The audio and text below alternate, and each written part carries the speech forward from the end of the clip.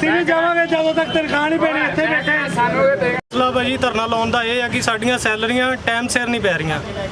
1.5 ਸਾਲ ਹੋ ਗਿਆ ਇਹੀ ਕੰਜਰਖਾਨਾ ਇਹਨਾਂ ਦਾ। ਇਹ ਕਹਿੰਦੇ ਸਾਨੂੰ ਸਟੇਸ਼ਨ ਹੈੱਡਕੁਆਟਰ ਵਾਲੇ ਕਹਿੰਦੇ ਇਹ ਸਾਡੇ ਹੁਣ 3 ਪੇ ਆ, ਸਾਡਾ ਆਪਣਾ ਵੀ ਪੇ ਹੈਗਾ ਆ। ਠੀਕ ਹੈ ਜੀ, ਜਿਹੜੀ ਵੀ ਗੱਲ ਹੈਗੀ ਆ ਇਹ ਕਲੀਅਰ ਨਹੀਂ ਕਰ ਰਹੇ। ਜੇ ਠੇਕੇਦਾਰ ਬਦਲਦਾ ਆ ਕਾਨੂੰਨੀ ਤੌਰ ਤੇ ਉਹ 3 ਮਹੀਨੇ ਆਪਣੇ ਕੋਲੋਂ ਸੈਲਰੀ ਦੇ ਸਕਦਾ ਆ। ਠੀਕ ਹੈ ਜੀ, ਇਹ ਸਾਨੂੰ ਸੈਲਰੀਆਂ ਨਹੀਂ ਦੇ ਰਹੇ। ਕਰੋਨਾ ਦੇ ਵਿੱਚ ਅਸੀਂ ਕੰਮ ਕੀਤਾ, ਕੂੜਾ ਚੱਕਿਆ, ਝਾੜੂ ਮਾਰਿਆ, ਪਰ ਫੇਰ ਵੀ ਇਹ ਸਾਡੀ ਸੁਣਵਾਈ ਨਹੀਂ ਕਰ ਰਹੇ। ਕਿੱਥੇ ਜਾਈਏ? ਕੋਈ ਸਾਡੇ ਨਾਲ ਪ੍ਰਧਾਨ ਨਹੀਂ ਖੜਾ ਹੁੰਦਾ, ਕੋਈ MLA ਨਹੀਂ ਖੜਾ ਹੁੰਦਾ, ਕੋਈ MC ਨਹੀਂ ਖੜਾ ਹੁੰਦਾ। ਇਸ ਤੱਕ ਕਿ ਕੈਂਟ ਬੋਰਡ ਦੇ ਕੋਈ ਵੀ ਅਧਿਕਾਰੀ ਨਹੀਂ ਸਾਡੇ ਨਾਲ ਖੜੇ ਹੁੰਦੇ। ਸਰ 7 ਵਜੇ ਦੇ ਇੱਥੇ ਖੜੇ ਆ, ਸਾਡੀ ਕੋਈ ਸੁਣਵਾਈ ਨਹੀਂ ਹੋਈ ਹਲੇ ਤੱਕ। ਨਾ ਕੋਈ ਅਧਿਕਾਰੀ ਆ ਕੇ ਤੁਹਾਨੂੰ ਮਿਲਿਆ?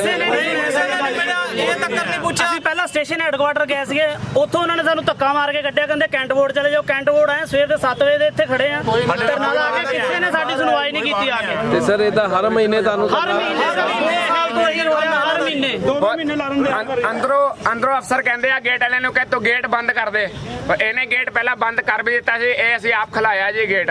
ਸਰ ਸਟ੍ਰਾਈਕ ਕਰਨਾ ਸਾਡਾ ਸ਼ੌਂਕ ਨਹੀਂ ਹੈਗਾ ਵਾ, ਸਿਰਫ ਮਜਬੂਰੀ ਨੂੰ ਕਰਦੇ ਆ। ਹਰ ਬੰਦਾ ਗਰੀਬ ਹੈ, ਹਰ ਬੰਦਾ ਆਪਣੇ ਰਾਈਟ ਲਈ ਲੜ ਰਿਹਾ ਹੈ। ਜਿਹੜੇ ਘਰ ਦੇ ਵਿੱਚ ਰਾਸ਼ਨ ਹੁੰਦਾ ਹੈ ਮੈਨੂੰ ਪਹਿਲਾਂ ਇਹ ਦੱਸਣ। ਸਾਡੀਆਂ ਸੈਲਰੀਆਂ ਆਉਗੀਆਂ ਤਾਂ ਅਸੀਂ ਦੁੱਧ ਪਾਣੀ ਲਵਾਂਗੇ, ਬੱਚਿਆਂ ਨੂੰ ਰੋਟੀ ਪਾਣੀ ਰਾਸ਼ਨ ਆਧਾਰ ਲੈ ਲਾਂਗੇ, ਦੁੱਧ ਪਾਣੀ ਕਿੱਥੋਂ ਲਵਾਂਗੇ? ਇਹਨਾਂ ਦੇ ਘਰ ਬੈਠ ਜਾਈਏ ਆਣ ਕੇ, ਇਹਨਾਂ ਨੂੰ ਪਤਾ ਲੱਗੇ ਇਹਨਾਂ ਦੀਆਂ ਨਾ ਸੈਲਰੀਆਂ ਪੈਣ, ਇਹ ਪਤਾ ਲੱਗੇ ਇਹਨਾਂ ਦੀਆਂ ਸੈਲਰੀਆਂ 27 ਤਰੀਕ 28 ਲੈਟਰ ਐਡਿਟ ਕੱਢਦੇ ਜੀ 3 ਵਜੇ 7 ਵਜੇ ਤੋਂ ਲੈ ਕੇ 3 ਵਜੇ ਤੱਕ ਇਹਨਾਂ ਕੋਲ ਕੰਮ ਕਰਾਓ। ਬੈਠਣ ਦਾ ਕੋਈ ਰਾਈਟ ਨਹੀਂ ਸਾਨੂੰ ਦੇ ਰਹੇ ਜੀ। ਬਾਜੀ ਬੈਠਣ ਨਹੀਂ ਦਿੰਦੇ। ਸੈਲਰੀ ਦਾ ਗੱਲ ਕਰੋ, ਉਹਨੇ ਜਿੱਥੇ ਮਰਜ਼ੀ ਜਾ ਕੇ ਕਦੀ ਵੀ ਆਣ ਕੇ ਚੈੱਕ ਕਰ ਲਓ। ਧੁੱਪੇ ਅਸੀਂ 12 ਘੰਟੇ 8 ਘੰਟੇ ਕੰਮ ਕਰੀਦਾ ਧੁੱਪੇ। ਸਾਨੂੰ ਆਣ ਕੇ ਪਾਣੀ ਨਹੀਂ ਪੁੱਛਦਾ।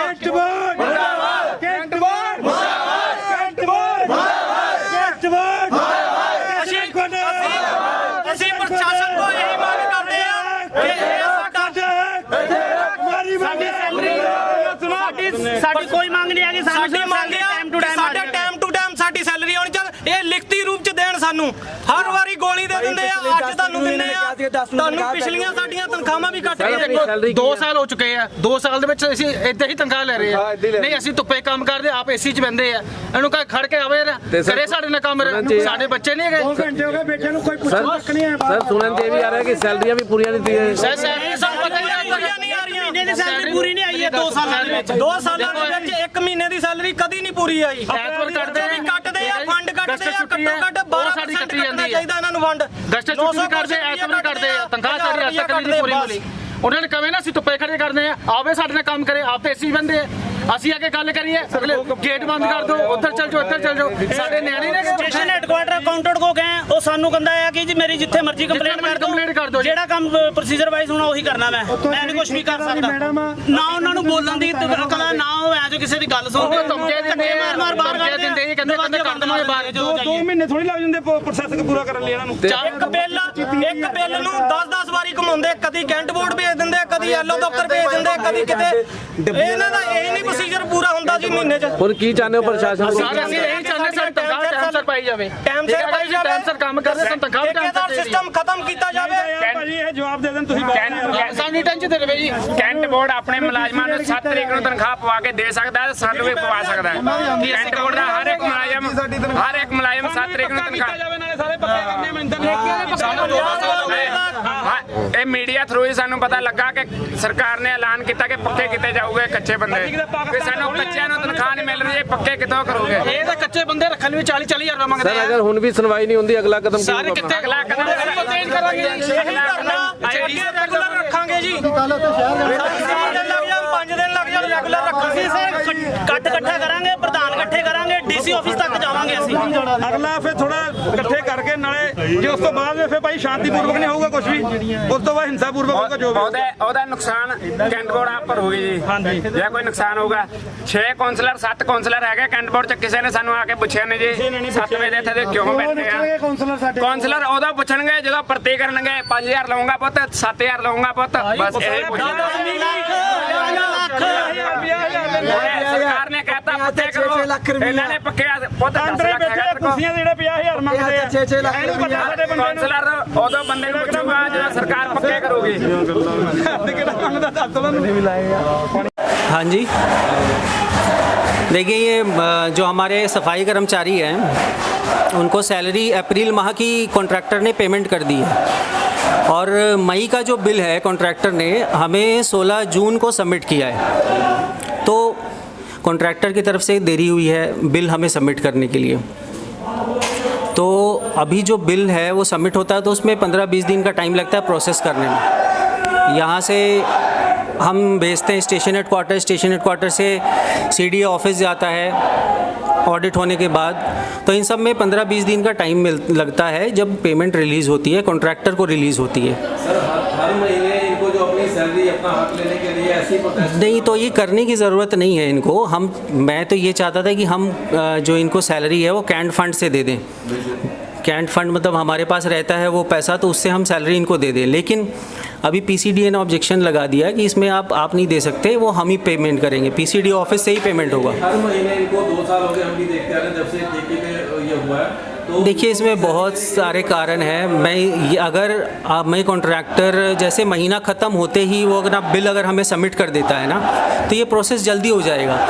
अब जब कॉन्ट्रैक्टर ही हमें जो बिल सबमिट करता है जिसके अगेंस्ट हमें उसको पैसे देने होते हैं, वो अगर 15-16 तारीख को अगर वो सबमिट कर रहा है, जैसे 31 मई को ख़त्म हुआ उसका महीना, तो अगर 2-3-4 तारीख तक भी कर दें तो वो जल्दी हो जाएगा। लेकिन ये बिल सबमिट कर रहा है 16 तारीख को। यानी कि आपका कहना है कि जो हर महीने सैलरी अगर इनकी लेट हो रही है तो कॉन्ट्रैक्टर जो है, कॉन्ट्रैक्टर को चाहिए कि बिल टाइमली सबमिट करे ना। उनसे कौन बात करेगा? नहीं, हम तो हमेशा कहते हैं उनको, कॉन्ट्रैक्टर को बोलते हैं कि भैया बिल जल्दी सबमिट कर, लेकिन वो सुनते नहीं है। ये जो एम्प्लॉयज़ हैं ये कॉन्ट्रैक्टर के एम्प्लॉयज़ हैं। आपको पता है कि हमारे एम्प्लॉयज़ नहीं हैं ये कॉन्ट्रैक्टर। तो हम कॉन्ट्रैक्टर को जल्दी बिल सबमिट करना चाहिए। अभी भी जैसे इनको अप्रैल की सैलरी मिल चुकी है, मई की सैलरी नहीं मिली है, जून अभी ख़त्म हुआ नहीं है, तो 1 महीने की सैलरी अभी नहीं मिली है इनको। तो ऐसे तो कैंट फंड के पास भी पैसा नहीं रहता। अभी क्या है कि कैंट फंड अभी किसी एम्प्लॉय को इस महीने की सैलरी हम देने के लिए पैसे नहीं है हमारे पास। तो इसका मतलब ये नहीं कि सब लोग एजिटेशन और धरना करने लगे इस तरह से। अभी 1 महीने की सैलरी सिर्फ मिली नहीं है मई की, अभी जून ख़त्म नहीं हुआ है, जून चल रहा है, आज लास्ट दिन है, ठीक है। तो ये कहना कि 3 महीने की सैलरी नहीं मिल रही, अप्रैल की सैलरी इनके पास आ गई है। सैलरी के लिए बोला हर महीने 2 महीने के लिए ठीक है, 1 महीने अभी अप्रैल की सैलरी मिल गई है, मई की इनकी बाकी है जो कि प्रोसेस में है, बिल सबमिट हो गया है। साल से ऐसा ही चलता आ रहा है, कैसे ये ठीक हुआ है? जो इनको भी राहत मिले, क्योंकि इतनी कोरोना काल के अंदर सरकारों की तरफ से कहा गया क्या कहा गया है, यही इनको स्ट्रीमलाइन करने के लिए हम कोशिश कर रहे हैं। पिछले भी कॉन्ट्रैक्टर में देरी होती थी, ये इस बार दूसरा कॉन्ट्रैक्टर है, अभी ये नया है, इसको भी समझ में नहीं आ रहा है कैसे करना है, क्या करना है। तो उसके साथ मिल बैठ करके हम करेंगे कि वो जल्दी बिल सबमिट करे। हाँ, वो सिस्टम नहीं बन रहा, अभी सिस्टम बन जाएगा तो इनकी सैलरी जल्दी आ जाएगी। हम चाहते हैं कि वो बिल जल्दी से जल्दी सबमिट करे, कि हम प्रोसेस करें बिल को। अब वो आधे महीने के बाद बिल सबमिट करेगा तो कैसे होगा? लेकिन सर बड़ा सवाल ये है कि हर महीने प्रोटेस्ट करते हैं। नहीं, हर महीने प्रोटेस्ट करने की ज़रूरत नहीं है। अभी देखिए कि 1 महीने की सैलरी, अभी सिर्फ मई की सैलरी नहीं मिली है, जून की सैलरी अभी मिलने का सवाल ही नहीं है। एक सवाल है, हर महीने इनकी तरफ से प्रोटेस्ट किया जाता है अपनी सैलरी के लिए, जिसको लेके आवाजाही को भी फर्क पड़ता है और आने जाने लोगों को भी। अगर इस चीज़ को लेके कोई देखिए, ये हमारे भाई हैं, ये हमारा काम करते हैं, मेहनत करते हैं। मैं इनसे रिक्वेस्ट करूंगा कि ऐसे ये कोई तरीका नहीं है प्रोटेस्ट करने का। अगर आपको कोई शिकायत है तो हमारे पास आइए, हम अगर इनकी मैं समझ रहा हूँ देरी हो रही है, लेकिन देरी कहाँ हो रही है वो हम लोग ट्राई कर रहे हैं, ढूंढने का प्रयास कर रहे हैं, उसको जल्दी करेंगे। जो सैलरी के ऊपर ही उनका घर चलता है, वो सब समझ रहे हैं, अपना मेंटेन करेंगे, जो घर में खाना ही नहीं होगा तो बच्चे के दूध वो सब मैं समझ रहा हूँ, आपकी बात सब समझ रहा हूँ, मैं आपकी बात सब समझ रहा हूँ। ऐसे ही हम इतने इनसेंसिटिव नहीं हैं, हम लोग बहुत सेंसिटिव लोग हैं। इनकी सैलरी, गरीब लोग हैं, इनकी सैलरी समय पे नहीं मिले तो चूल्हा जलना मुश्किल होता है, ये हम समझ रहे हैं। लेकिन जो हमारे पास जो हमारे कंस्ट्रेंट्स हैं ना, वो हम आपको बता रहे हैं कि कॉन्ट्रैक्टर जब बिल हमें देरी से सबमिट कर रहा है तो हम उसको प्रोसेस करने में टाइम लग जाता है, 20 दिन लग जाते हैं कम से कम। तो ये कॉन्ट्रैक्टर को, इनको चाहिए कि कॉन्ट्रैक्टर को बोले कि वो जल्दी बिल सबमिट करे, क्योंकि ये जो है ये कॉन्ट्रैक्टर के एम्प्लॉई हैं। सर एक सवाल रहेगा कि कॉन्ट्रैक्टर को आप बोलोगे नहीं, ये बोल, ये तो मिले नहीं उनसे। ये कैसे हो सकता है कि ये जिनके एम्प्लॉई हैं उनको नहीं जानते हैं, तो ये तो इनकी थोड़ा सा इसमें ये है कि इनका जो लीडरशिप है, नहीं हम उनको बोलेंगे, वो बोलेंगे, ठीक। और उनका कहना है कि हम 7 बजे से हम बाहर रोड पे काम करके, लेकिन कोई भी अधिकारी आके हमें संतुष्ट नहीं किया, तो आप आगे बाहर हमसे बात कीजिए। भीड़ से बात नहीं होती ना, उनका कोई लीडर होगा वो आके हमसे बात करे, भीड़ से तो बात नहीं हो सकती। वो कह रहे हैं हम सैलरी लेके जाएंगे, अदरवाइज नहीं करते तो यहीं पे अपने आप में तेल डाल के आग लगा। देखिए वो सब लॉ एंड ऑर्डर का सिचुएशन है, वो मेरी बात नहीं है, ये सब ना करें और ये सब सोचे नहीं तो बेहतर होगा। ऐसे सैलरी अभी सिर्फ एक महीने की सैलरी मई की नहीं मिली है, जिसका बिल सबमिट किया जा चुका है, PCDA के पास है, वो मैं भी लिखित में नहीं दे सकता कि कब सैलरी मिल जाएगी। ये सारा काम प्रोसीजर से चलता है कि हम ट्राई करेंगे, हम तो चाहेंगे आज ही मिल जाए, समझे।